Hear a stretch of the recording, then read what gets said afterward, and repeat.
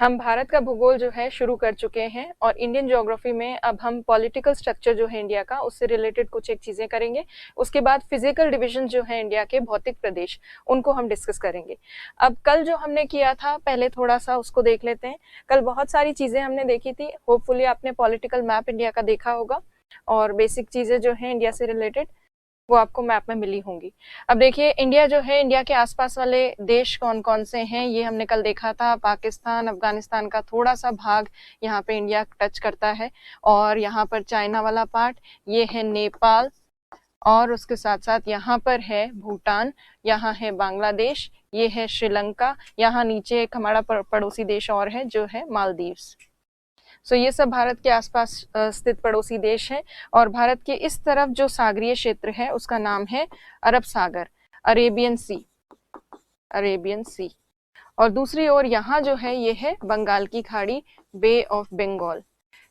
कल की क्लास में हमने बेसिक ये देखा था कि भारत जो है उसकी सीमा की लेंथ, लंबाई कितनी है, कितने तटीय बॉर्डर है, कोस्टल बॉर्डर इंडिया का कितना है और कौन सा जो राज्य है वो सबसे ज्यादा तटीय सीमा बनाता है और कौन से देश के साथ हमारी सबसे ज्यादा सीमा बनती है। ये सारी फैक्चुअल चीजें हमने लास्ट क्लास में डिस्कस की थी। भारत का अक्षांशीय और देशांतरीय विस्तार जो है, लैटिट्यूडनल और लॉन्गिट्यूडनल एक्सटेंशन, वो भी हम लास्ट क्लास में देख चुके हैं। वो जो लास्ट क्लास में हमने चीजें की थी वो सब फैक्चुअल है मोस्टली और आपको लर्न करनी है, याद करनी है। आज जो स्टार्टिंग में कुछ एक चीजें करेंगे वो फैक्चुअल है, उसके बाद फिर हम डिटेल में फिजिकल जो फीचर्स हैं इंडिया के उनको डिस्कस करेंगे, भौतिक प्रदेशों को।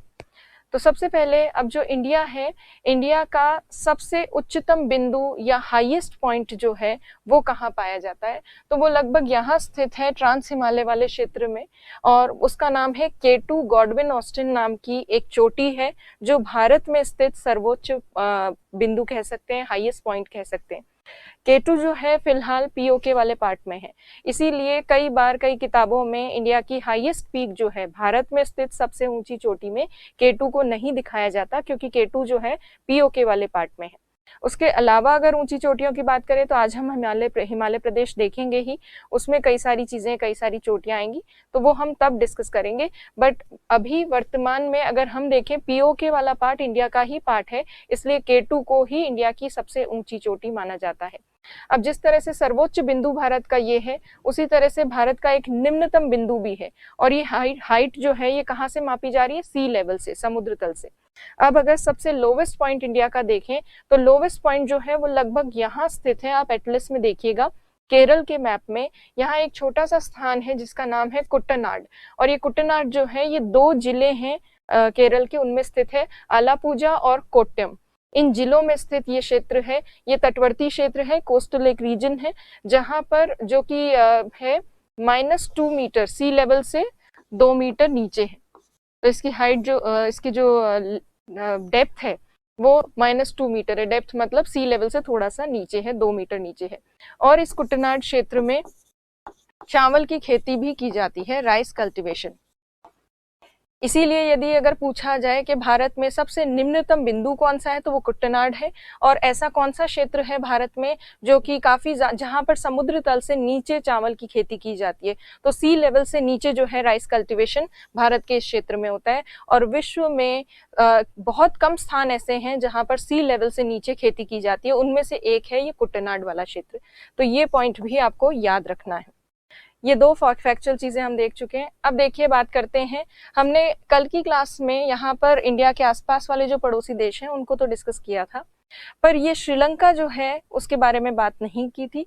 श्रीलंका और भारत के बीच में एक छोटा सा जलीय भाग है, जल संधि है, स्ट्रेट है, और वो स्ट्रेट जो है जल संधि उसका नाम है पाक जल संधि। इंग्लिश में ये स्पेलिंग में एल भी आता है पर ये एल साइलेंट है। तो ये पाक जल संधि जो है ये भारत को और श्रीलंका को अलग करती है। इसको अगर हम जूम करके देखें या नजदीक से देखें, जो कि आपको मैप में देखना है, अगर आप मैप में देखेंगे तो मैप में आपको इस तरह से ये भाग नजर आएगा। ये वाला जो पार्ट है ये है तमिलनाडु का हिस्सा। तमिलनाडु के इस पॉइंट पर, यहाँ पर आप देखिएगा, यहाँ पर एक पॉइंट है जिसका नाम है पॉइंट कैलिमर। वो आप एटलस में देखिएगा। फिर ये जो श्रीलंका वाला पार्ट है, इसका ये जो हिस्सा है, यहाँ पॉइंट पेड्रो नामक स्थान है। श्रीलंका वाला पार्ट अभी आपको देखने की जरूरत नहीं है। इंडिया वाले सेक्शन में पॉइंट कैलिमर देखिएगा, तो पॉइंट कैलिमर भारत का और श्रीलंका का पॉइंट पेड्रो वाला जो स्थान है, या श्रीलंका का जो उत्तरी भाग है, उसके बीच में स्थित है ये पाक नाम की जल संधि, पाक स्ट्रेट। तो ये जो पाक स्ट्रेट है, ये श्रीलंका और भारत के बीच में।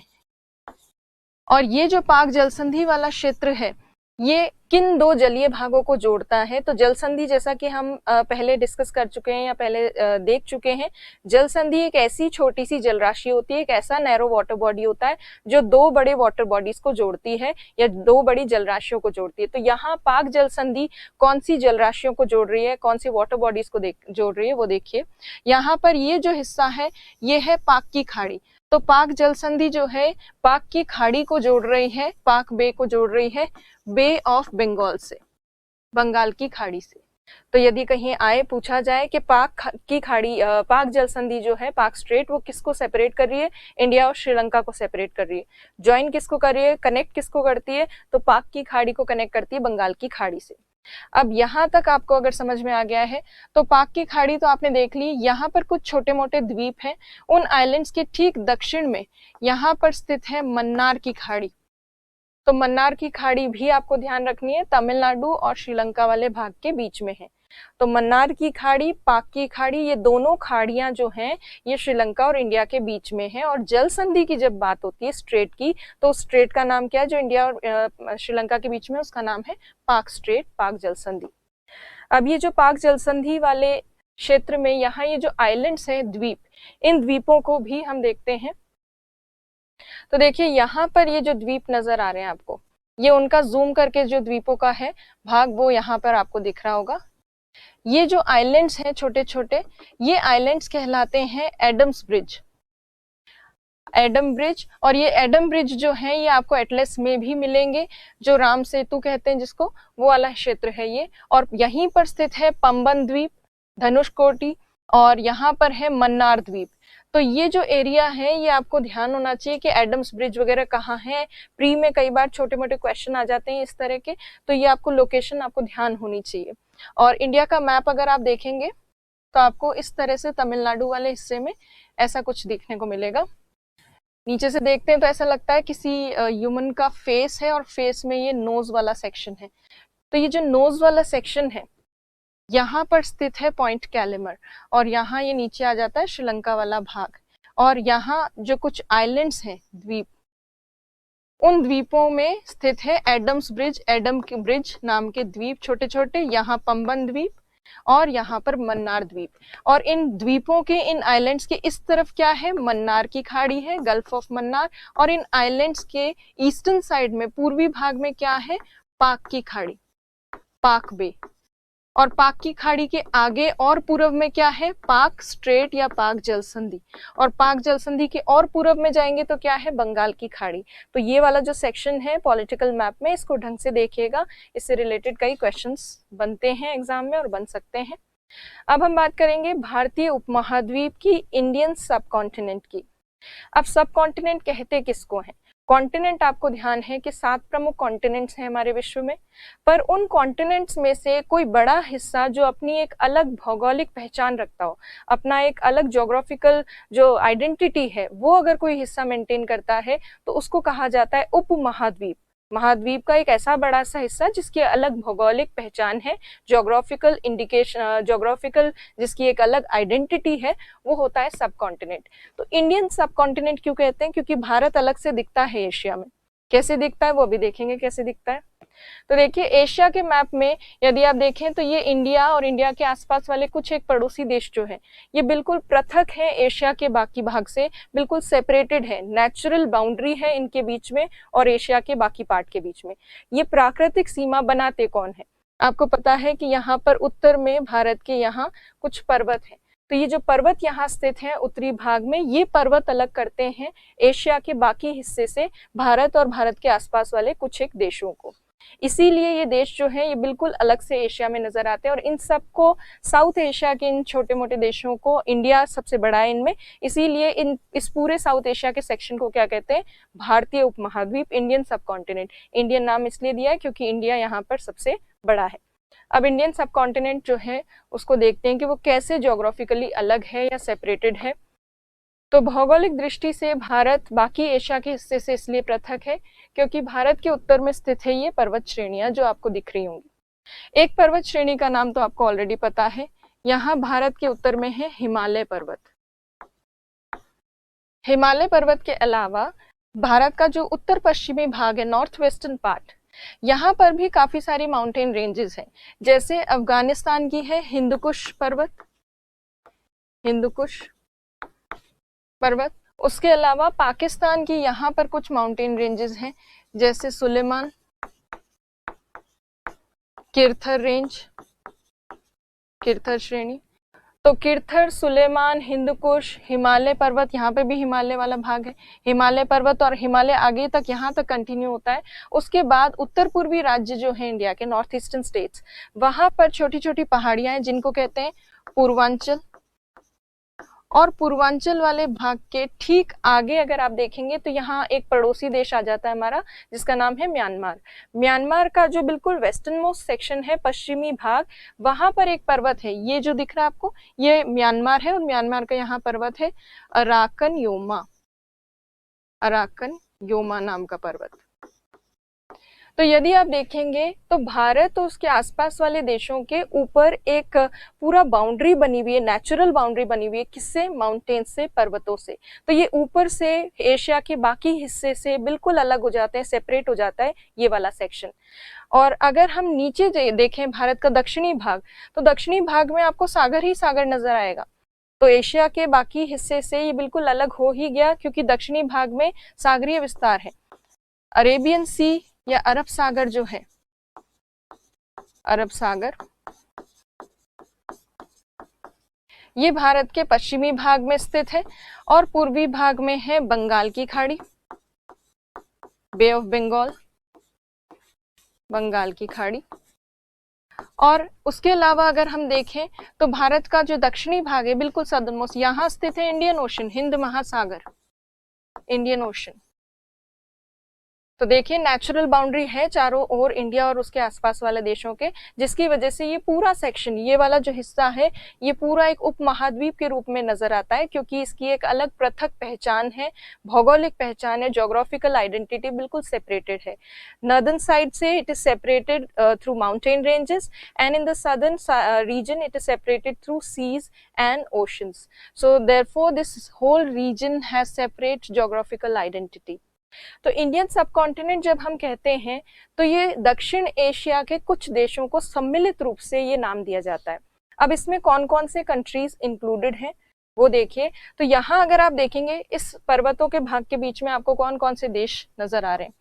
यहाँ पर है पाकिस्तान, ये इंडिया है। यहाँ पर हिमालय पर्वतीय क्षेत्रों में स्थित है नेपाल। इसी हिमालय पर्वतीय क्षेत्र में एक छोटा सा देश और है, भूटान। फिर पूर्वांचल के इस तरफ भारत और पूर्वांचल का ये जो हिस्सा है इसके पास यहाँ पर स्थित है बांग्लादेश, बांग्लादेश। ये है श्रीलंका वाला हिस्सा, श्रीलंका वाला पार्ट भी इसी में एडेड है, श्रीलंका। उसके अलावा यहाँ छोटे छोटे आइलैंड्स हैं जो एक हमारा पड़ोसी देश है, मालदीव्स। तो ये जो देश हैं ये सम्मिलित हैं इस भारतीय उपमहाद्वीप में, पाकिस्तान, भारत, नेपाल, भूटान, बांग्लादेश, श्रीलंका और मालदीव। म्यांमार इसका हिस्सा नहीं है क्योंकि म्यांमार के बिल्कुल पश्चिमी किनारे पर ही अराकन योमा पर्वत है और म्यांमार का बाकी हिस्सा जो है वो बिल्कुल अराकन योमा के पीछे रह जाता है, इसलिए म्यांमार वाला पार्ट इसमें इंक्लूडेड नहीं है। कई जगह कई किताबों में आपको अफगानिस्तान भी इसका पार्ट देखने को मिलता है, बट अफगानिस्तान भी अलग हो जाता है। अफगानिस्तान का ज्यादातर भाग जो है वो पर्वत के उस तरफ है, इसलिए अफगानिस्तान को उपमहाद्वीप में जनरली इंक्लूड नहीं करते हैं। तो अब जो है उपमहाद्वीप में कौन से देश सम्मिलित हैं वो देखिए, यहाँ पर आपको दिख ही रहा है। ये सारी कंट्रीज जो हैं ये सब कॉन्टिनेंट का हिस्सा है, पाकिस्तान, इंडिया, नेपाल, भूटान, बांग्लादेश, श्रीलंका और मालदीव। म्यांमार इसमें इंक्लूडेड नहीं है। अफगानिस्तान कभी कभी जोड़ा जाता है बट वो भी रियल में देखें तो इंक्लूडेड नहीं है। एनसीईआरटी क्या कहती है? एनसीईआरटी में केवल ये जो स्थल वाले भाग में जुड़े हुए देश हैं यही इंक्लूड किए गए 5 देश, जिसमें सम्मिलित है पाकिस्तान, इंडिया, नेपाल, भूटान, बांग्लादेश। श्रीलंका और मालदीव को एनसीईआरटी में इंक्लूड नहीं किया गया है। बट वास्तविकता अगर देखें तो ये जो टर्म यूज किया जाता है साउथ एशिया के लिए, उसमें ये श्रीलंका और मालदीव भी एडेड होते हैं। तो ये हो गई उपमहाद्वीप से रिलेटेड चीजें। अब देखिए इंडिया का जो पॉलिटिकल स्ट्रक्चर है वो हमने लास्ट क्लास में भी डिस्कस किया और बेसिक जो फैक्चुअल चीजें हैं वो हम देख चुके हैं। तो अब ये जो फर्स्ट चैप्टर है हमारा ये कंप्लीट होता है इंडिया का। अब इस फर्स्ट चैप्टर में से सीधे एटलस में से किस तरह के क्वेश्चंस आते हैं और अभी तक जो हमने पढ़ा उससे किस तरह के क्वेश्चंस आते हैं वो देखते हैं। तो देखिए ये आईएएस में 2001 में आया हुआ क्वेश्चन, यदि भारतीय मानक समय इफ इंडियन स्टैंडर्ड टाइम को निर्धारित करने वाली देशांतर रेखा को प्रधान देशांतर रेखा का दर्जा दिया जाए तो अंतरराष्ट्रीय तिथि रेखा का देशांतर क्या होगा? सो इसमें इंग्लिश में ट्रांसलेट अगर करें कि इफ इंडिया 82.5 डिग्री जो ईस्ट लॉन्गिट्यूड है वहां से इंडिया का स्टैंडर्ड टाइम मेजर होता है, if we consider that particular longitude as prime meridian और 0 degree, then what is the distance between that international date line and 0 degree, which is 82.5 degree actually, and what would be the time on that particular place, like date line पे कितना समय होगा जब India को 0 degree मान ले 82.5 degree वाले हिस्से को। तो सिंपल सा क्वेश्चन है, मान लीजिए ये भारत है, भारत से गुजरने वाली जो 82.5 डिग्री है 82.5 डिग्री ईस्ट लॉन्गिट्यूड, इसको आपको क्या कंसिडर करना है? 0 डिग्री मान लेना है। और किसका समय बताना है आपको? 180 डिग्री पूर्वी देशांतर, क्योंकि डेट लाइन तो यहीं पर होती है 180 डिग्री पे। तो इनके बीच में कितना लॉन्गिट्यूड्स का डिफरेंस है वो पता लगाना है, उसके हिसाब से आपको मेजर करना है। आपको लोकल टाइम मेजर करना आता है, स्थानीय समय गणना करनी आती है, और आपको पता है कि हर एक 15 डिग्री 1 घंटे में क्रॉस होती है, तो 15-15 डिग्री के अंतर में 1-1 घंटे का फर्क आ जाएगा। तो आप उसको इजीली कैलकुलेट कर सकते हैं। 1 डिग्री क्रॉस करने में 4 मिनट लगते हैं, तो उस हिसाब से आप कैलकुलेट कर सकते हैं कितना समय में अंतर होगा और क्या है। अच्छा, क्या पूछा है? अंतरराष्ट्रीय तिथि रेखा का देशांतर क्या होगा? हाँ, तो तिथि रेखा का देशांतर पूछा है, समय नहीं पूछा है तिथि रेखा का। तिथि रेखा का देशांतर पूछा है कि ये अगर 0 डिग्री है तो डेट लाइन जो कि नॉर्मली 180 डिग्री ईस्ट होती है, इसका लॉन्गिट्यूड क्या होगा? ये इजीली आप कैलकुलेट कर सकते हो। ये सॉल्व करके देखिएगा क्वेश्चन, कोई प्रॉब्लम हो तो बाद में डिस्कस करेंगे, ये सॉल्व कीजिएगा। वैसे इसका आंसर यहाँ पे दिया हुआ ही है, फिर भी आपका नहीं निकल रहा हो तो उसको देखेंगे बाद में।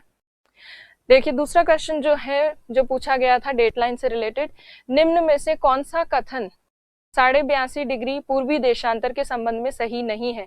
विच of the following statements is not correct regarding 82.5 degree east longitude? यह भारत के लिए मानक देशांतर रखा गया है। It is considered as standard longitude for India. Yes it is. इस रेखा का स्थानीय समय ग्रीनविच समय से 5.5 घंटे आगे 5.5 घंटे आगे है ही। This is also right. यह रेखा इलाहाबाद के समीप से गुजरती है। हाँ, ये भी सही है। यह भारत को 2 भागों में विभाजित करती है, 2 बराबर भागों में विभाजित करती है। बराबर, कंसिडर दिस, नहीं करती, बराबर भागों में विभाजित नहीं करती है ये। सो इसीलिए ये वाला स्टेटमेंट रॉन्ग है। भारतीय भूमि का उत्तरतम भाग है। नॉर्दर्न मोस्ट पॉइंट पूछा है, सिंपल सा है और हम कर चुके हैं तो आपको पता होगा, लास्ट क्लास में हमने डिस्कस किया था, ये तो आपको पता होना चाहिए। फिर है दिल्ली, जोधपुर, कोलकाता तथा नागपुर में से कौन सा कर्क रेखा के सर्वाधिक निकट है? ये ऐसे क्वेश्चंस जो होते हैं वो एटलस से सीधे पूछे जाते हैं। जो लोग चाय पीते हुए या कैजुअली एटलस को बहुत ज्यादा देखते हैं उनको इन लोकेशंस के बारे में पता होता है, जिनमें ये जिज्ञासा होती है देखने की कि मैं देखूं तो सही, मेरा दोस्त कलकत्ता गया तो कलकत्ता है कहाँ पर, लखनऊ कहाँ पर है, या कोई भी चीज का नाम अगर आप सुनते हैं कि हमारे प्राइम मिनिस्टर वहां गए हुए, यहाँ गए हुए, उस स्थान को एटलस में देखिए। देखने से ही काफी चीजें क्लियर हो जाती है और उसका थोड़ा बहुत कंपैरेटिव एनालिसिस कीजिए कि दिल्ली से कितना दूर है या जयपुर से कितना दूर है, तो थोड़ा बहुत आप देखेंगे, उससे चीजें क्लियर हो जाएंगी। तो इसका आंसर जो है कोलकाता है। ये जो लोग एटलस ढंग से देखते हैं, जिनको लोकेशंस वगैरह थोड़ा ढंग से आती है, वो इजीली इस तरह के सिंपल क्वेश्चंस को सॉल्व कर सकते हैं। तो इस तरह के जो क्वेश्चंस होते हैं उनका नेचर वो सिंपल क्वेश्चंस होते हैं, बट जो व्यक्ति अवेयर होता है, जिसने थोड़ा सा देखा हो लोकेशंस वगैरह को, वही इनको सॉल्व कर पाता है। और अगर आरपीएससी और यूपीएससी में दोनों ही तरह के पेपर्स में आप इस तरह के क्वेश्चन भी छोड़ के आते हैं तो धिक्कार है, नहीं करना चाहिए ऐसा, इतना तो आना ही चाहिए कम से कम। फिर है भारत के कितने राज्य पड़ोसी देशों की स्थलीय सीमा से जुड़े हैं, ये आपको कैलकुलेट करना होता है, नहीं गिने हुए भी हों तो भी उस टाइम हैंड टू हैंड आप थोड़ा सा गिन के और जो बेस्ट ऑप्शन है उसके हिसाब से आंसर दे सकते हो। तो प्रेजेंस ऑफ माइंड होना चाहिए आपका एग्जाम के समय। फिर है अधोलिखित कथनों पर विचार कीजिए। असम भूटान तथा बांग्लादेश की सीमाओं से लगा हुआ है, पश्चिम बंगाल भूटान तथा नेपाल की सीमाओं से लगा हुआ है, मिजोरम बांग्लादेश तथा म्यांमार की सीमाओं से लगा हुआ है। तो इसमें बस ये बताना है कि कौन सा कथन सही है, which of the statements is correct इनमें से, इनसे रिलेटेड। तो जिसने ये ढंग से किया है कि कौन सी कंट्री को कौन सा स्टेट जो है छूता है या कौन सी कंट्री के बॉर्डर पे कौन से स्टेट्स हैं, वो इजीली इस क्वेश्चन को कर सकता है। फिर है सिक्किम से गुजरने वाले देशांतर गुजरने वाला अक्षांश अधोलिखित में से, अधोलिखित मीन्स फॉलोइंग में से किस एक से भी होकर गुजरता है। तो सिक्किम वाला जो लैटिट्यूड है और कौन से रीजन से गुजर सकता है। ये बहुत क्लोज आंसर है, जोधपुर, धौलपुर, नागौर, जैसलमेर, ये सब क्लोज हैं बहुत, बट जिसने कंपैरेटिवली थोड़ा देखा हो, जिसको पता हो कि कौन ज्यादा नॉर्थ में है, वो इसको क्लियरली कर सकता है। फिर है निम्नलिखित प्रमुख भारतीय नगरों में से कौन सा एक सबसे अधिक पूर्व की ओर अवस्थित है। इन स्टेट्स में से, इन सिटीज में से आपको बताना था कि सबसे ईस्ट में कौन सा है। तो वही जो मैप ज्यादा देखते हैं, थोड़ा बहुत ढंग से अध्ययन करते हैं एटलीस्ट एटलिस्ट का, तो वो इस तरह के जो क्वेश्चंस होते हैं उनको सॉल्व कर सकते हैं। फिर अब आप देखिए फिजियोग्राफिक डिवीजन ऑफ इंडिया, जो आज की क्लास में हमें स्टार्ट करना था। अभी तक तो हम प्रीवियस क्लास का जो बची कुछ चीजें थी उनको डिस्कस कर रहे थे और क्वेश्चंस कैसे आते हैं वो डिस्कस कर रहे थे। आज की क्लास मेनली है भारत के भौतिक प्रदेशों से रिलेटेड। इंडिया में बहुत सारे डिफरेंट जो फिजिकल फीचर्स हैं वो पाए जाते हैं, देखने को मिलते हैं, और वो इसलिए है क्योंकि इंडिया पूरा का पूरा जो भारत आज हमें देखने को मिलता है एक साथ नहीं बना है। कुछ हिस्से इंडिया के जो हैं वो बहुत पुराने हैं, कुछ हिस्से इंडिया के बहुत नए हैं। तो नए पुराने हिस्से और जो पुराने भाग हैं वो अपरदित होकर घिसकर उनकी ऊंचाई जो है वो कम हो चुकी है, और जो नए पर्वत है जैसे हिमालय पर्वत नवीन पर्वत है, और नए पर्वतों का अपरदन कम हुआ है, इरोजन कम हुआ है, इसलिए उनकी हाइट ज्यादा है। वहीं दूसरी तरफ अरावली जैसे जो पुराने पर्वत हैं वो काफी ज्यादा अपरदित हो चुके हैं, उनकी हाइट काफी कम हो चुकी है। वहीं अगर आप देखें दक्षिण भारत, साउथ इंडिया, जो कि सबसे पुराना हिस्सा है भारत का, वहां पर भी अपरदित आपको चट्टानें देखने को मिलेगी, फिर भी वो पठारी क्षेत्र है इसलिए ऊंचा है। पठार के प्रायद्वीपीय, पठार के पेनिनसुलर प्लेटो के और नॉर्थ में जो हिमालयन माउंटेन है उसके बीच में जो डिप्रेशन था उसमें धीरे धीरे नदियों ने अवसाद सेडिमेंट्स जमा किए। जो पहले कभी टेथिस सागर हुआ करता था उसमें धीरे धीरे सेडिमेंट्स जमा हुए हैं, और उन सेडिमेंट्स के जमने से यहाँ क्या बना है, उत्तर में मैदान बना है। तो भारत एक ऐसा देश है जिसमें बहुत सारी विविधताएं आपको देखने को मिलती है, बहुत डाइवर्स फीचर्स देखने को मिलते हैं। कहीं प्लेन्स हैं, कहीं प्लेटो है, कहीं माउंटेन्स हैं, कहीं छोटी हिल्स हैं। ये सब डिफरेंट फीचर्स किस वजह से हैं? Because India was not made in one particular period, India was made gradually, धीरे धीरे बना है भारत, अलग अलग काल में बना है। तो भूगर्भिक मतलब बनावट से संबंधित, संरचना से संबंधित विविधता भारत में पाई जाती है। जियोमॉर्फोलॉजिकल स्ट्रक्चर जो है, as of different parts of India is completely different. कुछ हिस्से ऊंचे हैं, कुछ हिस्से नीचे हैं, कुछ हिस्से नए हैं, कुछ हिस्से पुराने हैं। तो अगर हम भारत को देखें, सबसे पुराना जो भाग है भारत का वो प्रायद्वीपीय भारत है, पेनिनसुलर इंडिया वाला पार्ट है। और नए भाग में अगर देखें तो हिमालय पर्वतीय प्रदेश जो है, हिमालयन माउंटेन रीजन, वो काफी नया है। और इन नए और पुराने भागों के बीच में यहाँ पे मैदानी क्षेत्र है, और ये प्लेन रीजन जो है, मैदानी क्षेत्र, ये नवीनतम है, हिमालय के भी बाद बना है, हिमालय से भी नया है। तो ये लेटेस्ट, ये सबसे नवीनतम भाग है भारत का।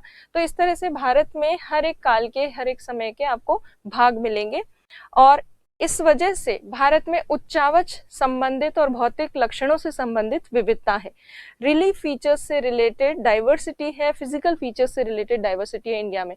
बिकॉज ऑफ व्हाट, किसकी वजह से? भूगर्भिक संरचना की वजह से। अब ये क्या होता है, उच्चावच क्या होता है? उच्चावच का मतलब है, रिलीफ फीचर्स का मतलब है ऊंचे और नीचे स्थान। ऊंचे नीचे स्थानों में क्या आता है? एक तो होते हैं पर्वत, माउंटेन्स, एक होती है पहाड़ियां, हिल्स, एक होते हैं प्लेटो, पठार, एक होते हैं मैदान।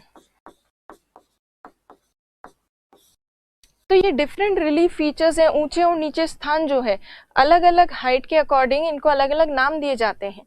और ये नाम जो है ये किस बेसिस पे होते हैं, जैसे हिल्स जो हैं, पहाड़ियां, ये लगभग 500 मीटर के आसपास तक जो होती हैं वो हिल्स होती हैं। फिर 500 मीटर से ऊंचे जो हैं वो पर्वत होते हैं। पर्वतों में भी अलग अलग हाइट होती है, कुछ पर्वत तो केवल 1000-2000 मीटर की ऊंचाई तक होते हैं, कुछ 4000, 8000, 5000 इतनी हाइट तक भी होते हैं। तो अलग अलग माउंटेन्स की अलग अलग हाइट होती है। पहाड़ियां जो हैं वो लगभग 500 मीटर तक ऊंची मिल सकती है। पठार हमें कितने भी ऊंचे मिल सकते हैं।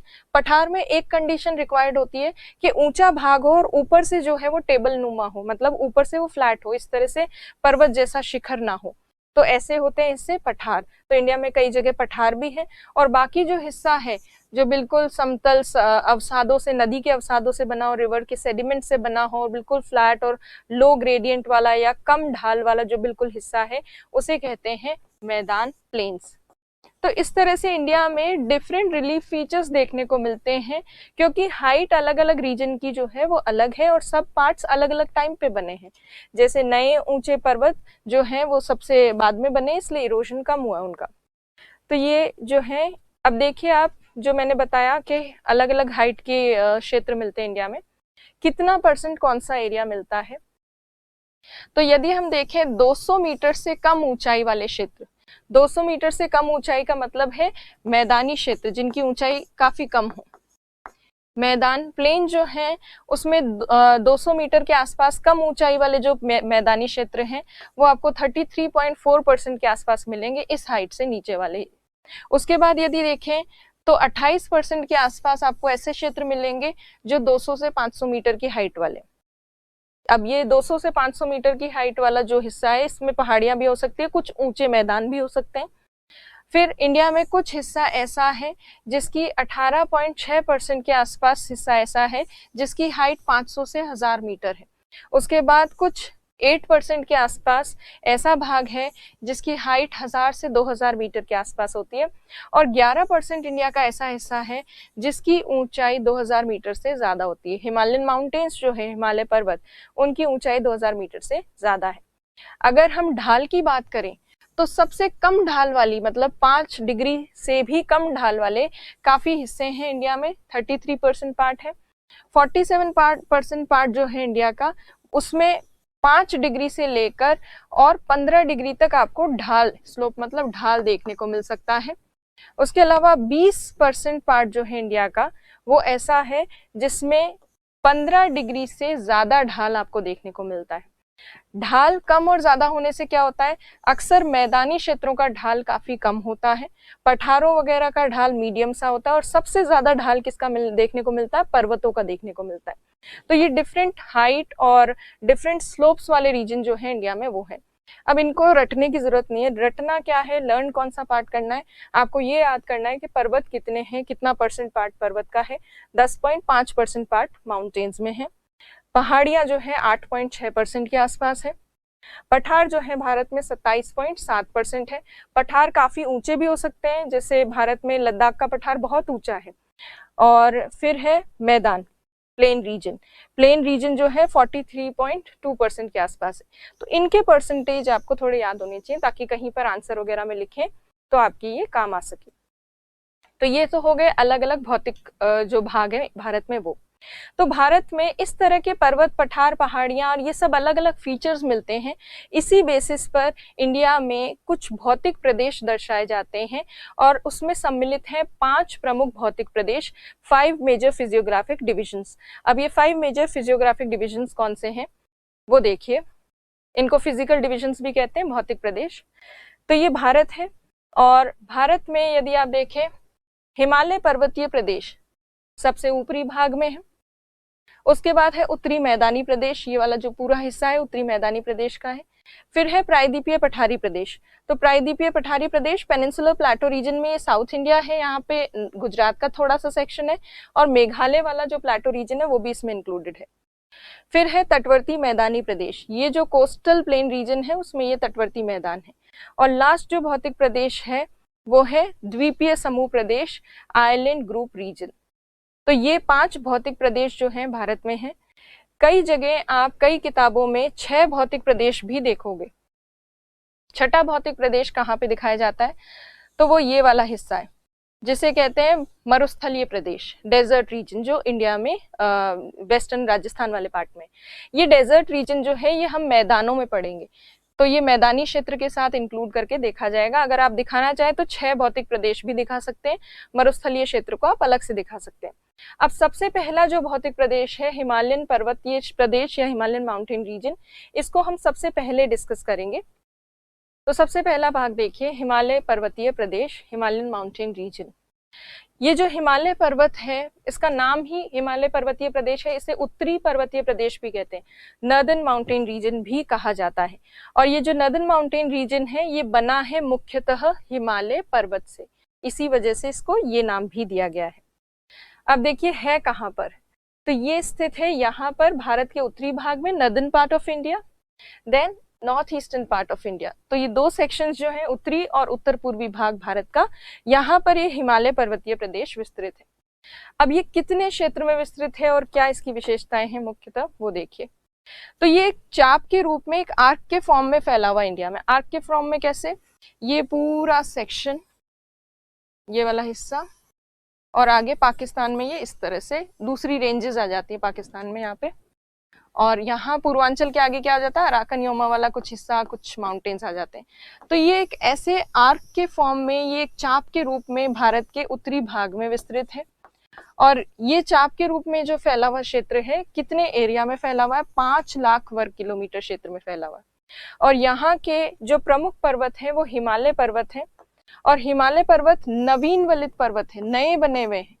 और नए कब बने हैं, पृथ्वी के इतिहास में अगर देखें, हमने जियोलॉजिकल टाइम स्केल जो देखी है, या अभी कुछ क्लासेस में हमने नहीं भी देखी है, तो वो टर्शरी काल जो होता है जियोलॉजिकल काल टाइम स्केल में, जीटीएस में, तो टर्शरी काल काफी नवीनतम काल है। अभी क्वार्टरनरी चल रहा है, टर्शरी का मतलब है तृतीय युग, अभी चतुर्थ युग चल रहा है। तो हिमालय काफी नया है, तृतीय युग में ही बना है, चतुर्थ युग तो अभी चल ही रहा है। तो तृतीय युग में बना ये नवीन वलित पर्वत है, नया बना हुआ पर्वत है। अक्सर जो नए पर्वत होते हैं उनकी ऊंचाई काफी ज्यादा होती है, और इसी वजह से ये जो हिमालय पर्वतीय प्रदेश है ये विश्व के सबसे ऊंचे पर्वतीय तंत्र जो होते हैं उसका भाग है। सबसे हाईएस्ट माउंटेन सिस्टम जो है वर्ल्ड का वो यही है, और इसी माउंटेन सिस्टम का पार्ट है माउंट एवरेस्ट, जो वर्ल्ड की सबसे ऊंची चोटी है। नए पर्वत जो होते हैं उनकी ऊंचाई इसलिए ज्यादा होती है क्योंकि उनका अपर्दन कम हुआ होता है, इरोजन कम हुआ होता है। और हाइट जब ज्यादा होती है किसी माउंटेन की, बहुत ऊंचे ऊंचे पर्वत होते हैं, तो पर्वतों का जो ऊंचा भाग है वो बर्फ से ढका रहता है, और इसीलिए बर्फ से ढके पर्वतीय क्षेत्रों में कई सारे हिमनद विकसित होते हैं या हिमनद बनते हैं, ग्लेशियर्स। और ये जो ग्लेशियर्स हैं, जब ये ग्लेशियर्स पिघलते हैं, इनका पानी निकलता है, तो उससे बनती हैं नदियां, रिवर्स बनती। तो ये जो हिमालय पर्वतीय प्रदेश भारत के उत्तर में है, ये विश्व का सबसे ऊंचा पर्वत तंत्र है। यहाँ बहुत सारे हिमनद हैं, और इन हिमनदों से भारत की कई प्रमुख नदियां निकलती हैं। जैसे भारत में जो गंगा नदी है, यमुना नदी है, इवन ब्रह्मपुत्र नदी जो आती है भारत की ओर, सिंधु नदी, इंडस रिवर, ये सब प्रमुख नदियां कहाँ से निकलती हैं, हिमालय पर्वत तंत्र वाले क्षेत्र से निकलती है, इस उत्तरी प्रदेश से निकलती है। तो इसीलिए ये उत्तरी प्रदेश जो है ये बहुत महत्वपूर्ण है। अब इस हिमालय पर्वत का निर्माण कैसे हुआ था, तो यदि हम इसकी निर्माण की उत्पत्ति की बात करें तो आपको ऑलरेडी पता है कि हमने प्लेट टेक्टोनिक थ्योरी की थी। प्लेट विवर्तनिक सिद्धांत में आपको पता है कि 2 प्लेटों के अभिसरण से बना है हिमालय पर्वत, और 2 प्लेटों में कौन सी प्लेट्स के अभिसरण से, इंडो ऑस्ट्रेलियन प्लेट और यूरेशियन प्लेट जो है उनके कन्वर्जेंस से बना है हिमालयन माउंटेन। ये हमने प्लेट टेक्टोनिक थ्योरी में देखा था। पर क्या हिमालय की उत्पत्ति को, ओरिजिन को समझाने के लिए केवल एक ही थ्योरी दी गई थी? नहीं, हिमालय को समझाने के लिए, हिमालय की उत्पत्ति को, ओरिजिन को बताने के लिए बहुत सारी थ्योरीज दी गई हैं। उसमें से 2 मेन थ्योरीज हैं जो काफी फेमस है, जिनके बारे में आपको नॉलेज होनी चाहिए। एक थ्योरी आप ऑलरेडी जानते हैं, प्लेट टेक्टोनिक थ्योरी, प्लेट विवर्तनिक सिद्धांत। दूसरा सिद्धांत जो है वो हम आज डिस्कस करेंगे। तो 2 थ्योरीज जो उत्पत्ति को समझाती है हिमालय की, वो है एक तो जियोसिंक्लाइन थ्योरी ऑफ कोबेर, कोबर का भूसन्नति का सिद्धांत और दूसरा है प्लेट विवर्तनिक सिद्धांत। प्लेट विवर्तनिक की सिद्धांत के बारे में आपको नॉलेज है, हमने डिटेल में चैप्टर किया था। तो यहाँ पर अगर देखें, हिमालय का निर्माण यूरेशियन और इंडो ऑस्ट्रेलियन प्लेट के अभिसरण या कन्वर्जेंस से होता है। अब कोबर जो है वो क्या बताते हैं कि किस तरह से हिमालय बना, वो उसको समझते हैं। तो कोबर के अनुसार भूसन्नति जो होती है, भूसन्नति एक ऐसा भाग होती है जिससे पर्वत निर्माणकारी गतिविधियां जो हैं होती हैं। भूसन्नति या जियोसिंक्लाइन कहते किसको हैं? तो कोबर का ये मानना था कि कहीं पर अगर कोई लैंड मासेस होते हैं, भूभाग, तो उन स्थल खंडों के बीच में जो सकड़े से जलराशियां होती है, नैरो जो वाटर बॉडी होती है, वो नैरो वाटर बॉडी ही क्या कहलाती है? जियोसिंक्लाइन कहलाती, जियोसिंक्लाइन या भूसन्नति, भूसन्नति कहलाती।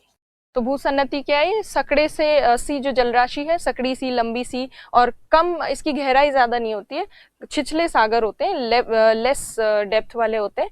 तो ये जो इस तरह के सागर होते हैं उनको जियोसिंक्लाइन कहते हैं। तो कोबर का ये कहना था कि जियोसिंक्लाइन भूसन्नति जो होती है उसके दोनों तरफ जो स्थलखंड होते हैं, उन स्थलखंडों और इस जियोसिंक्लाइन के कारण कई पर्वतों का निर्माण होता है। कैसे होता है वो अभी समझेंगे। पर हम क्योंकि हिमालय के हिमालय की उत्पत्ति के बारे में देख रहे हैं, तो अगर हिमालय की उत्पत्ति को डिस्कस करें तो हिमालय पर्वत जो है बना है टेथिस सागर हमने किया था। तो टेथिस भूसन्नति जो है उसके कारण हिमालय पर्वत का निर्माण हुआ है। टेथिस भूसन्नति मतलब टेथिस सागर वाला जो छिछला सा सागर था, नैरो सी थी, उसकी वजह से हिमालयन माउंटेन बनाए। और इस टेथिस सागर के दोनों तरफ कौन से लैंड मासेस थे या स्थलखंड थे? तो एक तरफ तो था गोंडवाना लैंड, एक तरफ था अंगारा लैंड। तो गोंडवाना लैंड और अंगारा लैंड। तो हिमालय की उत्पत्ति में जो रोल प्ले किया है वो इन दो लैंड मासेस ने और इस टेथिस सागर नाम की जियोसिंक्लाइन ने किया है। अब इसको हम समझेंगे डिटेल में। तो देखिए, टेथिस जो है सागर जो है वो एक जियोसिंक्लाइन है। जियोसिंक्लाइन जो दो दृढ़ भूभाग में के बीच में होती है, रिजिड जो मास होते हैं लैंड के, उनके बीच में जो वाटर बॉडी होती है, नैरो वाटर बॉडी, वो जियोसिंक्लाइन होती है। तो हिमालय जहां पर हमें आज दिख रहा है वहां पहले क्या हुआ करता था? टेथिस सागर हुआ करता था, टेथिस सी थी, और उसके टेथिस सी के दोनों ओर अंगारा लैंड और गोंडवाना लैंड थे। फिर ये जो दृढ़ भूखंड है, इन लैंड मासेस के ऊपर नदियां बहती, और नदियों के कारण नदियां बहकर इस सागर में गिरती हैं, इस टेथिस सागर वाले क्षेत्र में, इस नैरो सिंक्लाइन में। और जो नदियां यहाँ इसमें गिरती थी वो धीरे धीरे यहाँ पर सेडिमेंट्स जमा करती थी, अवसाद जमा करती गई इस जियोसिंक्लाइन के अंदर। जब यहाँ पर सेडिमेंट्स नदी जो लेकर आ रही है वो जमा होंगे, तो धीरे धीरे अवसाद जो है वो जमते जाएंगे और सेडिमेंट्री रॉक्स में अवसादी चट्टाने जो है उनमें परिवर्तित होते जाएंगे, और पानी जो है वो कम होता रहेगा, जल की मात्रा जो है वो कम होती जाएगी। और जियोसिंक्लाइन जो है उसमें पानी बहुत ही ज्यादा नैरो रहेगा, बहुत कम हो जाएगा, क्योंकि सेडिमेंट्स बढ़ते जाएंगे, पानी कम होता जाएगा। तो इस तरह से ये हुआ। और जब ज्यादा सेडिमेंट्स डिपॉजिट हो गए तो इन सेडिमेंट्स अवसादों के भार की वजह से दबाव पड़ा नीचे की तरफ, और ये जियोसिंक्लाइन वाला जो क्षेत्र है ये नीचे की तरफ दबने लगा या नीचे की तरफ धंसने लगा। जब ये नीचे धंसेगा तो इसके दोनों तरफ वाले जो लैंड मासेस हैं, स्थल भाग, दृढ़ भूभाग जो है, ये लैंड मासेस के ऊपर बल लगेगा और ये लैंड मासेस एक दूसरे के पास आएंगे। जब ये नीचे धंसेगा तो ये लैंड मासेस एक दूसरे के पास आएंगे, और जब ये पास आएंगे तो इनके बीच में जो सेडिमेंट्स है अवसाद, उनमें क्या होगी? वलन होगा, फोल्डिंग होगी, और फोल्डिंग से क्या बनेंगे? पर्वत बनेंगे। जब भी कभी फोल्डिंग होती है तो इनका कोबर का कहना था कि फोल्डिंग हमेशा ये जो जियोसिंक्लाइन के किनारे पर, ये जो दृढ़ भूभाग है लैंड मास, इसके किनारे पर फोल्डिंग होती है, और बीच वाला जो जियोसिंक्लाइन का एरिया है वो थोड़ा कम प्रभावित रहता है फोल्डिंग से। तो माउंटेन्स जो बनेंगे लैंड मास के बिल्कुल किनारे पर, तटवर्ती क्षेत्र पर बनेंगे जियोसिंक्लाइन के। तो ये बताया था कोबर ने। अब ये स्टेप वाइज कैसे होता है, डायग्राम्स के थ्रू देखते हैं। तो पहले एक छिछली जलराशि होती है, एक नैरो वाटर बॉडी होती है, एक कम डेप्थ वाली शैलो वाटर बॉडी होती है। उस वाटर बॉडी में जो आसपास लैंडमास है जिसको हम फोरलैंड कहते हैं या अग्रदेश कहते हैं, लैंड मास को। उन लैंड मासेस से आने वाली नदियां सेडिमेंट्स जमा करती हैं। उन अवसादों के भार के कारण निक्षेप, मतलब अवसादों का निक्षेप हो रहा है, जमाव हो रहा है, धसना होता है, धसावट आती है या नीचे सबडक्शन होता है, क्योंकि इनका बोझ, सेडिमेंट्स का जो भार है वो बहुत ज्यादा होता है, इसलिए धीरे धीरे जियोसिंक्लाइन जो है वो नीचे की तरफ धसने लगती है। कैसे धसेगी वो देखिए, ये यहाँ पे इस डायग्राम में अगर आप देखेंगे ये दोनों लैंड मासेस है, ये जियोसिंक्लाइन है या फिर भूसन्नति है। इसमें अवसाद जमा होते गए और जमा होने से सब्सिडेंस ऑफ फ्लोर हुआ, या ये जो इसका जियोसिंक्लाइन का जो तल है वो धीरे धीरे धसने लगा। तल जब धसेगा तो ये दोनों लैंड मासेस जो है ये एक दूसरे के पास आएंगे। ये कैसे होगा, तो देखिए मान लीजिए ये जियोसिंक्लाइन है। अब ये जो जियोसिंक्लाइन, ये जो हाथ से मैं बना रही हूँ, ये वाला जो हिस्सा है ये जियोसिंक्लाइन है।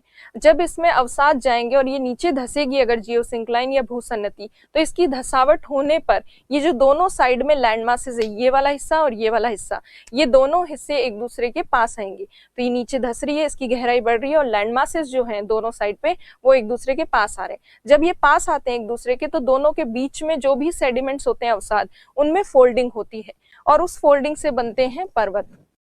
तो देखिए अब ये नीचे की तरफ धसेगी, जिससे फोरलैंड जो है अग्रदेश, उन पर दबाव पड़ेगा और उस दबाव की वजह से फोल्डिंग होगी। और फोल्डिंग जो होगी केवल इन अग्रदेशों के या इन लैंड मासेस के किनारे के पास होगी। और यहाँ पे फोल्डिंग हुई, यहाँ पे फोल्डिंग हुई। बीच वाला जो हिस्सा है भूसन्नति का या जियोसिंक्लाइन का, वो थोड़ा कम प्रभावित रहता है फोल्डिंग से। तो जो वलन से, फोल्डिंग से कम प्रभावित हिस्सा रहता है वो पर्वतों के बीच में एक पठार के रूप में नजर आता है, प्लेटो के रूप में। तो यहाँ पर अगर हम देखें, ये देखिए लैंड के ऊपर कंप्रेशन फोर्स लगा दोनों तरफ से, उसकी वजह से मार्जिनल रेंजेस बनी, मतलब किनारे किनारे पर पर्वत श्रेणियां बनी वलन से। और बीच वाला जो हिस्सा है उसे मीडियन मास कहते हैं, मीडियन मास या मध्य पिंड, जिसपे वलन का प्रभाव कम पड़ा है, फोल्डिंग का इफेक्ट कम पड़ा है। इस तरह का जो मध्य पिंड होता है वो किस रूप में नजर आता है पर्वतों के बीच में, पठार के रूप में। और यहाँ पर हम कौन से पठार की बात कर रहे हैं, तो हिमालय पर्वत जब बना तो हिमालय के पीछे जो कुनलुन नाम का पर्वत है चाइना का, हिमालय पर्वत और कुनलुन पर्वत के बीच में विश्व का सबसे ऊंचा, सबसे बड़ा पठार बना, जिसका नाम है तिब्बत का पठार। तो देखिए यहाँ पर दोनों तरफ अग्रदेशों के या ये जो लैंड मासेस हैं, इनके दोनों किनारों पर जो पर्वत बने, एक तो कुनलुन बना है चाइना का पर्वत, दूसरी तरफ हिमालय पर्वत, और उन दोनों के बीच में ये तिब्बत का पठार। तो ये जियोसिंक्लाइन थ्योरी है और उसकी ये जो स्टेप्स हैं, पहले कोई जियोसिंक्लाइन होना, भूसन्नति होना दो लैंड मासेस के बीच में, फिर भूसन्नति में अवसादों का जमाव होना, सेडिमेंट्स का डिपोजिशन होना जियोसिंक्लाइन में, और उस डिपोजिशन की वजह से जमाव के कारण धसना जियोसिंक्लाइन का या भूसन्नति का, और धसने के कारण अग्रदेश जो है, पास जो लैंड मासेस हैं, वो एक दूसरे की तरफ बढ़ते हैं, जिसकी वजह से फोल्डिंग होती है और माउंटेन्स और प्लेटो बनते हैं माउंटेन्स के बीच में। तो ये चीज जो है इससे आपको क्लियर हो गया होगा। तो हिमालय की उत्पत्ति से संबंधित ये दो सिद्धांत होते हैं, प्लेट टेक्टोनिक थ्योरी और कोबेर की जियोसिंक्लाइन थ्योरी या भूसन्नति का सिद्धांत, जो आज हमने देखा। अब हिमालय पर्वतीय प्रदेश जो है उसको हम डिस्कस करते हैं। जैसा हमने अभी तक किया है कि हिमालय एक नवीन वलित पर्वत है, टर्शियरी काल में बना है, ऊंचा पर्वत तंत्र है, हिमनद है, बहुत सारे ग्लेशियर्स हैं यहाँ पर जिनसे भारत की नदियां निकलती हैं। अब इस हिमालय पर्वतीय प्रदेश के इस रीजन के 3 भाग हैं। 3 पार्ट्स कौन कौन से हैं, एक तो सबसे उत्तरी भाग जो है वो तो है ट्रांस हिमालय, दूसरा जो पार्ट है इसका ये है मुख्य हिमालय। ट्रांस हिमालय तो केवल यहाँ पर इस पार्ट में है, और मुख्य हिमालय वाला जो हिस्सा है वो आपको पूर्व से पश्चिम तक विस्तृत मिलेगा। कुछ अन्य देशों में भी है, जैसे नेपाल में और भूटान में भी उसका विस्तार है। तो ये मेन हिमालय वाला हिस्सा है। उसके बाद ईस्टर्न इंडिया में, पूर्वी भारत में जो है उसे कहते हैं पूर्वांचल। सबसे पहला जो पार्ट है ट्रांस हिमालय वाला, ये सबसे उत्तरी भाग, इसको सबसे पहले हम डिस्कस करने वाले। तो देखते हैं ट्रांस हिमालय में क्या क्या सम्मिलित है, कौन कौन सी श्रेणियां हैं। तो सबसे पहले ट्रांस हिमालय वाला जो भाग है ये भारत के सबसे उत्तरी हिस्से में है, और वर्तमान काल में अगर हम देखें तो भारत का जो लद्दाख यूनियन टेरिटरी है उस हिस्से में पड़ता है ट्रांस हिमालय वाला पार्ट। भारत में तो लद्दाख में स्थित है, पर इसका ज्यादा विस्तार तिब्बत में है, और तिब्बत में ज्यादा विस्तार होने की वजह से एक्सपेंशन इसका ज्यादा तिब्बत में है, इसीलिए ट्रांस हिमालय को अक्सर कहा जाता है तिब्बतन हिमालय या तिब्बत हिमालय। तो ये तिब्बत हिमालय भी कहलाता है। अब ये जो ट्रांस हिमालय वाला हिस्सा है इस हिस्से के ठीक पीछे है। ये कौन सा हिस्सा है? तो अभी जैसे हमने देखा था हिमालय पर्वतीय प्रदेश का ये दूसरा भाग है, जो अभी हम नहीं कर रहे हैं, बाद में नेक्स्ट क्लास में करेंगे। इसे कहते हैं मुख्य हिमालय, मुख्य हिमालय या फिर मेन हिमालय। और इस मेन हिमालय के पीछे नॉर्थ में रह जाता है ट्रांस हिमालय वाला हिस्सा। मेन हिमालय की खास बात यह है कि ये सबसे प्रमुख जो हिमालय नाम का जो पर्वत है वो मेनली मेन हिमालय वाले हिस्से में ही है और काफी ऊंचा है मुख्य हिमालय वाला भाग। और ट्रांस हिमालय की हाइट मेन हिमालय की तुलना में कम है। तो इसीलिए अगर देखें कि ट्रांस हिमालय नॉर्थ में है और उसकी ठीक आगे की तरफ मेन हिमालय है, तो मेन हिमालय की हाइट बहुत ज्यादा है और ऊंचा पर्वत ट्रांस हिमालय के ठीक आगे खड़ा है। इसी वजह से जब बारिश होती है भारत में मानसून की, तो मानसून वर्षा को मुख्य हिमालय वाला हिस्सा जो है वो रोक लेता है और पीछे जो ट्रांस हिमालय वाला भाग है वहां तक वो वर्षा पहुंच नहीं पाती है। तो ट्रांस हिमालय वाला जो हिस्सा है ये मुख्य हिमालय के पीछे उत्तर में स्थित है और बारिश वहां तक पहुंच नहीं पाती है। इसीलिए इस ट्रांस हिमालय वाले भाग को कहते हैं वृष्टि छाया क्षेत्र, वृष्टि छाया क्षेत्र या रेन शैडो रीजन, जहां तक वर्षा नहीं पहुंच पाती। अब इस रेन शैडो रीजन में जहां पे भी रेन शैडो रीजन होगा, वृष्टि छाया क्षेत्र, वहां अक्सर क्या देखने को मिलेगा, बारिश नहीं हो रही है या कम हो रही है बहुत, इसका मतलब शुष्क परिस्थितियां हैं। तो एरिड कंडीशंस देखने को मिलती है इस ट्रांस हिमालय वाले पार्ट में, मतलब मेनली लद्दाख वाले हिस्से में। बहुत शुष्क परिस्थितियां यदि होगी तो ज्यादा वनस्पति का विकास नहीं होगा। तो हाँ, यहाँ पे वेजिटेशन का विकास या वनस्पति जो है वो भी डेवलप नहीं हो पाती, क्योंकि एक तो ठंडा भी है, दूसरी चीज यहाँ पे बारिश भी प्रॉपर नहीं होती है। इसीलिए ये इंडिया का कोल्ड डेजर्ट रीजन जो है, ठंडा मरुस्थलीय क्षेत्र, वो ट्रांस हिमालय वाले पार्ट में मिलता है। यहाँ पे वेजिटेशन ग्रोथ भी काफी कम होती है। अब ये जो ट्रांस हिमालय वाला पार्ट है, इसमें 3 प्रमुख पर्वत श्रेणियां हैं, 3 मेजर माउंटेन रेंजेस हैं। अब वो कौन कौन सी माउंटेन रेंजेस हैं यहाँ पर वो देखिए। एक तो है काराकोरम, काराकोरम रेंज। ये केवल इंडिया वाले सेक्शन में ही नहीं है, इंडिया के साथ साथ ये आगे तिब्बत में भी फैली हुई है। दूसरी जो रेंज है श्रेणी, उसका नाम है लद्दाख श्रेणी। लद्दाख श्रेणी भी लद्दाख में और तिब्बत में दोनों में विस्तृत है। जास्कर श्रेणी जो है ये तीसरी श्रेणी है, 3rd रेंज है यहाँ ट्रांस हिमालय की, ये भी तिब्बत में फैली हुई है। तो ये 3 मेजर रेंजेस हैं। तीनों की तीनों रेंजेस जो है ये मेन हिमालय से कम हाइट रखती है, मुख्य हिमालय से कम ऊंची है। इसीलिए ये तीनों ही वृष्टि छाया क्षेत्र में है, रेन शैडो रीजन में। रेन शैडो रीजन में कोई भी क्षेत्र अगर होता है तो वहां होती है शुष्क परिस्थितियां, एरिड कंडीशंस। यहाँ पे भी शुष्क परिस्थितियां हैं और इन शुष्क परिस्थितियों के कारण यहाँ वनस्पति का विकास अधिक नहीं हो पाता। तो ये तो हुआ ट्रांस हिमालय का बेसिक नॉलेज। अब हम एक एक जो रेंज है इसको डिटेल में देखेंगे। सबसे पहले हम काराकोरम करेंगे, काराकोरम के बाद लद्दाख और फिर जास्कर श्रेणी के बारे में हम अध्ययन करेंगे। सबसे पहले देखते हैं काराकोरम। जो ट्रांस हिमालय है उसकी जो सबसे नॉर्दर्न मोस्ट रेंज है, सबसे उत्तरी श्रेणी, उसका नाम है काराकोरम। और काराकोरम में यहाँ ये जो आपको पर्वत दिख रहा है या चोटी दिख रही है, पीक, ये इंडिया की हाईएस्ट पीक है। अभी इसी क्लास में हमने देखा था कि इंडिया की हाईएस्ट पीक कौन सी है, K2 गॉडविन ऑस्टिन। तो ये K2 गॉडविन ऑस्टिन नाम की सबसे ऊंची चोटी, ये ना सिर्फ काराकोरम रेंज की हाईएस्ट पीक है, ये इंडिया की भी हाईएस्ट पीक है, जिसका दूसरा नाम है गॉडविन ऑस्टिन। हाइट कितनी है, 8611 मीटर इसकी हाइट है। अब ये जो K2 गॉडविन ऑस्टिन वाला क्षेत्र है ये इंडिया में हाईएस्ट है, highest peak of India.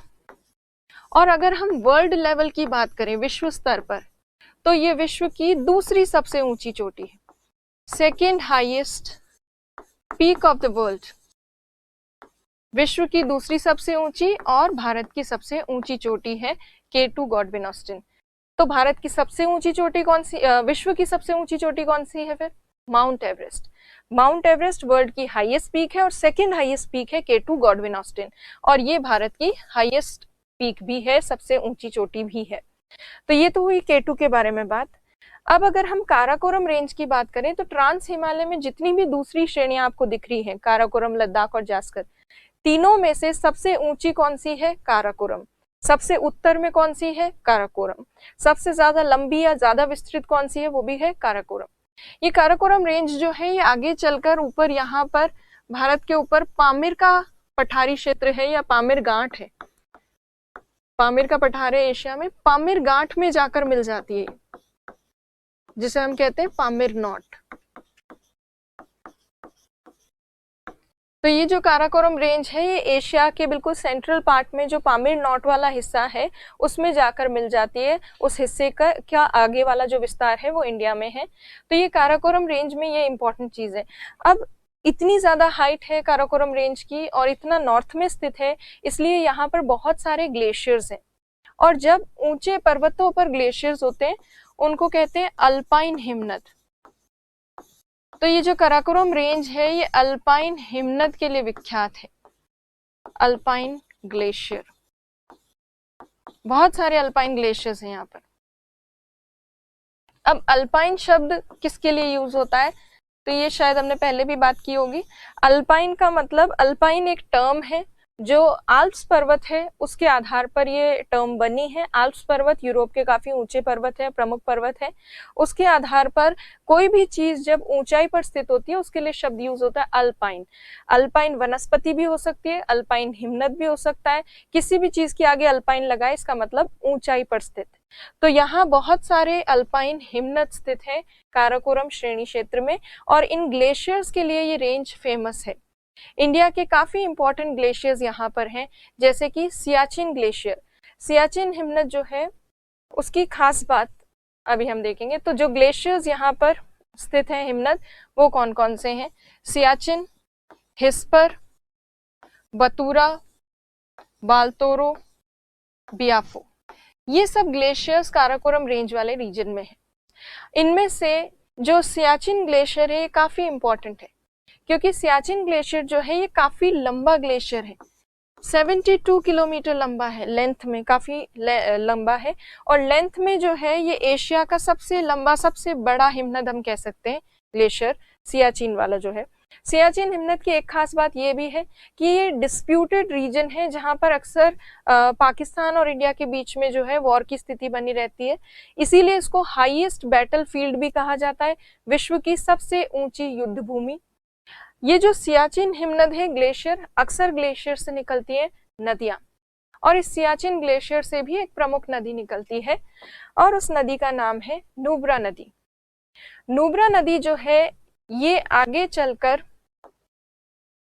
Nubra नदी जो है ये आगे चलकर मिलती है श्योक नदी से। श्योक नाम की एक रिवर है, और श्योक नदी जो है वो आगे चलकर मिलती है सिंधु नदी से, सिंधु या इंडस।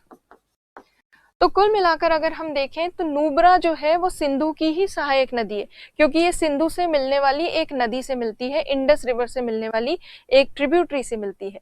तो नुब्रा श्योक से मिलेगी और श्योक जाकर आगे किससे मिलेगी, सिंधु नदी से मिलती है, इंडस रिवर से। तो नुब्रा नदी जो सियाचिन हिमनद से निकलती है, उस नदी की जो घाटी क्षेत्र है सियाचिन हिमनद वहीं पर स्थित है, उसी वैली रीजन में लोकेटेड है। तो कहीं पर अगर आपके 2-5 नंबर में सियाचिन हिमनद के बारे में पूछा जाए तो आपको यही चीजें लिखनी है। एक तो काराकोरम श्रेणी में स्थित है, नुब्रा नदी इस हिमनद से निकलती है, ये विश्व की सबसे ऊंची युद्ध भूमि है, उसके साथ साथ ये एशिया की सबसे लंबा ग्लेशियर है, 72 किलोमीटर के आसपास इसकी लेंथ है। और उसके अलावा आप बैटलफील्ड वगैरह के साथ साथ नुब्रा नदी के बारे में भी कुछ चीजें लिख सकते हैं उस हिमनद में के दौरान, हिमनद के जो सेक्शन है उसके दौरान। अब नुब्रा नदी को हम समझते हैं कि ये श्योक से कैसे मिलती है, किस तरह से मिलती है। तो देखिए ये श्योक नदी है जो यहीं से निकलती है इन पर्वतीय क्षेत्रों से।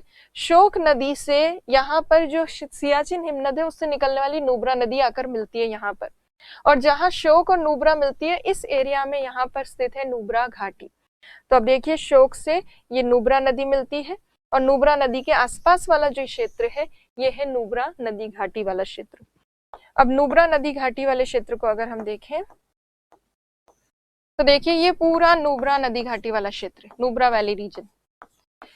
नुब्रा नदी घाटी क्षेत्र की खास बात यह है कि ये ट्राई आर्म्ड एक वैली है, त्रिभुजाकार एक घाटी है। इस घाटी क्षेत्र में ही सियाचिन हिमनद भी स्थित है। नुब्रा और श्योक जैसी प्रमुख नदियों के द्वारा ये त्रिभुजाकार घाटी क्षेत्र बन रहा है। ये वैली रीजन जो है ट्रायंगल या ट्राई आर्म्ड कह सकते हैं, ये यहाँ पर बन रहा है। प्लस नुब्रा घाटी जो है इससे फूलों की घाटी भी कहा जाता है, फ्लावर्स के लिए फेमस है और काफी ज्यादा ऊंचाई पर स्थित है। और यहाँ पर नुब्रा घाटी क्षेत्र में लोग रहते भी हैं, इतनी ऊंचाई पर इतने ठंडे क्षेत्र में भी कुछ लोग जो है इस घाटी क्षेत्र में रहते हैं। तो कुल मिलाकर नुब्रा घाटी से रिलेटेड अगर क्वेश्चन आए तो ये चीजें लिखनी है। आरएस के 2013 के क्वेश्चन पेपर में नुब्रा वैली के बारे में 2 मार्क्स में एक क्वेश्चन आया था रिटन पेपर में। और अभी जो आईएएस का एग्जाम हुआ है उसमें 2020 में जो प्री का एग्जाम हुआ है उसमें भी नुब्रा वैली से रिलेटेड एक क्वेश्चन था। तो अब देखिए क्या क्वेश्चन था। सियाचिन हिमनद से रिलेटेड क्वेश्चन था। आईएएस 2020 जो अभी प्री का एग्जाम हुआ है उसमें Siachen glacier is situated to the north of Nubra valley. Nubra घाटी के ठीक उत्तर में स्थित है सियाचिन हिमनद, ये आईएएस के पेपर में आया था। और ये जो है what is Nubra valley, Nubra घाटी क्या है, ये आया था आरएएस एग्जाम 2013 का जो मेंस हुआ था रिटन पेपर, उसमें क्वेश्चन आया था। तो जो भी हम कुछ करते हैं चीजें, उनमें से छोटी छोटी चीजें आपके 2-1 नंबर में आ सकती हैं, तो आपको लिखने की प्रैक्टिस होनी चाहिए, क्योंकि पूरी इंडियन ज्योग्राफी जो है वो आपके आरएएस के मेंस में भी है, प्री में भी है, आईएएस में तो आपको करना ही है, इंडिया की नॉलेज होनी चाहिए प्री के लिए, मेंस के लिए, दोनों के लिए। अब हम बात करते हैं दूसरी जो रेंज है ट्रांस हिमालय की, जिसका नाम है लद्दाख श्रेणी। हम काराकोरम तो कर चुके हैं, अब बात करते हैं लद्दाख रेंज की। लद्दाख दूसरी इंपॉर्टेंट रेंज है ट्रांस हिमालय की। कहाँ पर लोकेटेड है? काराकोरम श्रेणी के ठीक दक्षिण में, बिल्कुल साउथ में स्थित है। और ये जो लद्दाख रेंज है इसका विस्तार भी तिब्बत में हुआ है। तिब्बत में जो लद्दाख रेंज वाला, लद्दाख श्रेणी वाला जो भाग है उसी को कहते हैं कैलाश पर्वत। और उसी कैलाश पर्वत के ठीक दक्षिण में है मानसरोवर झील। आपने सुना होगा कैलाश मानसरोवर की यात्रा करने जाते लोग, तो ये कैलाश मानसरोवर वाला हिस्सा जो है ये इस लद्दाख श्रेणी का ही आगे विस्तार है, एक्सटेंशन है।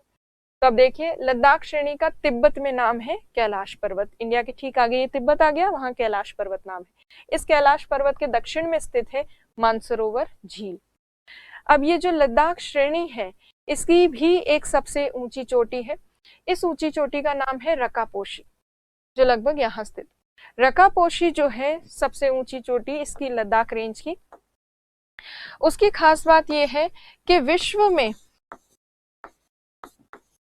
सबसे तीव्र ढाल वाला जो चोटी है वो यही है, सबसे तीव्र ढाल वाली चोटी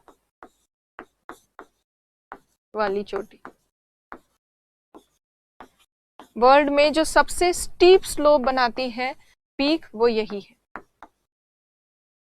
तो रकापोशी रेंज के बारे में, रकापोशी चोटी के बारे में ये इंपॉर्टेंट चीज हो गई। रकापोशी के अलावा यदि हम देखें लद्दाख श्रेणी और दूसरी तरफ जो काराकोरम श्रेणी है, इन्हीं दोनों के बीच में यहाँ पर नुब्रा घाटी है, जो अभी अभी हमने किया था। नुब्रा वैली इन दोनों के बीच में है यहाँ पर। और उसके साथ साथ यहाँ लद्दाख और काराकोरम श्रेणी के बीच में एक पठार भी है, प्लेटो भी है। और उस प्लेटो का पठार का नाम है लद्दाख का पठार। लद्दाख का पठार काराकोरम और लद्दाख रेंज के बीच में है। जब भी कोई 2 पर्वत श्रेणियों के बीच में कोई पठार होता है उसको कहते हैं अंतः पर्वतीय पठार, इंटर माउंटेन प्लेटो, माउंटेन्स के बीच वाला प्लेटो। 2 माउंटेन्स के बीच में अगर कोई प्लेटो रीजन होगा तो वहां तक वर्षा नहीं पहुंच पाएगी, बारिश नहीं पहुंचेगी, क्योंकि माउंटेन्स उस रेनफॉल को, वर्षा को रोक लेंगे। ट्रांस हिमालय वाले भाग जो है वो तो खुद ही वृष्टि छाया क्षेत्र में, पूरा एरिया ही रेन शैडो रीजन में। और लद्दाख वाला जो रीजन है, लद्दाख का पठार वाला क्षेत्र, वो तो और भी शुष्क हो जाता है क्योंकि वो दोनों पर्वत श्रेणियों के बीच में है। तो लद्दाख का जो पठारी क्षेत्र है ये बहुत शुष्क क्षेत्र है, बहुत एरिड रीजन है। एरिड होने के साथ साथ ये लद्दाख का पठार जो है ये भारत का सबसे ऊंचा पठार है, हाईएस्ट प्लेटो ऑफ इंडिया है। हाईएस्ट प्लेटो, भारत का सबसे ऊंचा पठार। और 4800 मीटर के आसपास इसकी कई जगह हाइट जो है वो देखने को मिलती है लद्दाख के पठारी क्षेत्र की। तो काफी ऊंचा पठार है, भारत का सबसे ऊंचा पठार होने के साथ साथ शुष्क भी है। शुष्क, एरिड और हाइट ज्यादा होने की वजह से ठंडा है बहुत ज्यादा, और बहुत नॉर्थ में है। तो ये ठंडा जो क्षेत्र है इसकी वजह से, ठंडा और शुष्क क्षेत्र होने के कारण ये भारत का ठंडा मरुस्थलीय क्षेत्र है, कोल्ड डेजर्ट रीजन है, क्योंकि ये ड्राई भी है और ये कोल्ड भी है। तो ये कोल्ड डेजर्ट या शुष्क मरुस्थलीय क्षेत्र है। भारत का एकमात्र ठंडा जो मरुस्थल है कोल्ड डेजर्ट वो ये है। अगर आपसे कहीं पूछा जाए कि राजस्थान के थार के मरुस्थल में कम वर्षा होती है या लद्दाख के पठारी क्षेत्र में, तो आपको लद्दाख का पठार चुनना है, क्योंकि लद्दाख के पठार में भारत में सबसे कम वर्षा जो है, सबसे कम रेनफॉल वो लद्दाख के प्लेटो रीजन में होती है। और यहाँ इस प्लेटो रीजन में एरिड कंडीशंस की वजह से, शुष्क परिस्थितियों के कारण यहाँ कई सारी लवणीय झीलें हैं। पैगोंग सो और ये सारी जो झीलें हैं वो इसी हिस्से का भाग है, इसी लद्दाख के पठारी क्षेत्र का ही भाग है। यहाँ कई सारी आपको सलाइन लेक्स मिलेंगे इस पर्टिकुलर एरिया में। तो लवणीय झीलें हैं, शुष्क परिस्थितियां हैं, ठंडा मरुस्थल है और ये भारत का सबसे ऊंचा पठार है। और किसके बीच में? लद्दाख और काराकोरम रेंजेस के बीच में है, इंटर माउंटेन प्लेटो है। तो ये होगी लद्दाख के पठार से रिलेटेड बात। अब देखिए यहाँ पर एक पास भी है, इस लद्दाख श्रेणी में एक पास है, दर्रा है। पास जो होता है दर्रा, उसे हिमालय पर्वतीय क्षेत्र में, हिमालयन रीजन में ला कहा जाता है, स्थानीय भाषा में, लोकल लैंग्वेज में। तो ला जो शब्द है यहाँ पर वो पास के लिए ही यूज किया गया है। यहाँ जो पास स्थित है उसका नाम है खारदुंग ला। अब ये जो खारदुंग ला नाम का दर्रा है, पास क्यों बनाया जाता है माउंटेन रेंजेस में? क्योंकि पर्वत श्रेणियां ऊंची और सतत होती है, कंटिन्यूस होती है। उनके पीछे वाला जो हिस्सा है वहां तक अगर पहुंचना है तो पर्वतों को काट कर रास्ता बनाया जाता है, उसी को कहते हैं दर्रा या पास। यहाँ जो पास है वो खारदुंग ला नाम का पास है। अब इस पास के ठीक उत्तर में क्या स्थित है? तो यहाँ स्थित है नुब्रा नदी घाटी, और इसके दक्षिण में यहाँ पर सिंधु नदी घाटी और वो स्थित है। और लेह जो है, लद्दाख में लेह वाला जो भाग है वो है। तो ये दर्रा बनाया गया है ताकि लेह से जाया जा सके नुब्रा घाटी और सियाचिन हिमनद की तरफ। सियाचिन ग्लेशियर रीजन वाला जो हिस्सा है, लेह से वहां जाने के लिए ये पास बनाया गया है। तो ये एक प्रमुख दर्रा है इस लद्दाख श्रेणी में, और ये कनेक्ट करता है नुब्रा घाटी को लेह से। और लेह लद्दाख से अगर सियाचिन हिमनद जाना हो, सियाचिन ग्लेशियर की तरफ, तो इसी पास को क्रॉस करना पड़ता है। अच्छा, ये वाला जो खारदुंगला पास है, ये हाईएस्ट विश्व का सबसे ऊंचा मोटरेबल पास है, मतलब बाइक वगैरह यहाँ पे चलाई जा सकती है। अब देखिए जास्कर श्रेणी जो ट्रांस हिमालय की तीसरी सबसे दक्षिणतम श्रेणी है, इसकी बात करते हैं। ट्रांस हिमालय का सबसे दक्षिणतम भाग है ये वाली जास्कर रेंज। ये जास्कर रेंज जो है सबसे साउथ में होने के साथ साथ अगर इसकी बात करें, इसमें इसके ठीक नॉर्थ से एक मेजर रिवर निकलती है, उसका नाम है इंडस रिवर, सिंधु नदी। तो लद्दाख रेंज और इस जास्कर रेंज के बीच में सिंधु नदी घाटी है, इंडस रिवर वैली है, जो कि काफी इंपॉर्टेंट है। अदरवाइज उसके अलावा जास्कर रेंज में आपको कोई ज्यादा डिटेल्स नहीं देखनी है। देखिए सिंधु नदी इनके बीच में है, लद्दाख और जास्कर के बीच में सिंधु नदी घाटी स्थित है। तो ये हो गई ट्रांस हिमालय से रिलेटेड चीजें। तो ट्रांस हिमालय में मेन चीजें हमने डिस्कस की है। आपको 5 मार्क्स के क्वेश्चंस आ सकते हैं ट्रांस हिमालय से रिलेटेड, तो थोड़ा आप लिख के देखिएगा, राइटिंग प्रैक्टिस कीजिएगा कि कैसे ट्रांस हिमालय में हम क्या क्या लिख सकते हैं। एक एक रेंज आ सकती है 2-2 नंबर में। काराकोरम के बारे में लिखिए 2 नंबर में, आप लद्दाख के बारे में लिखिए, जास्कर के बारे में लिखिए।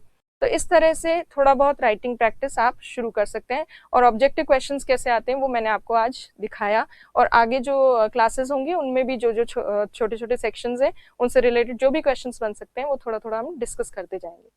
चलिए नेक्स्ट क्लास में आगे हम देखेंगे मुख्य हिमालय और पूर्वांचल वाला पार्ट, नेक्स्ट क्लास में देखते हैं। Thank you.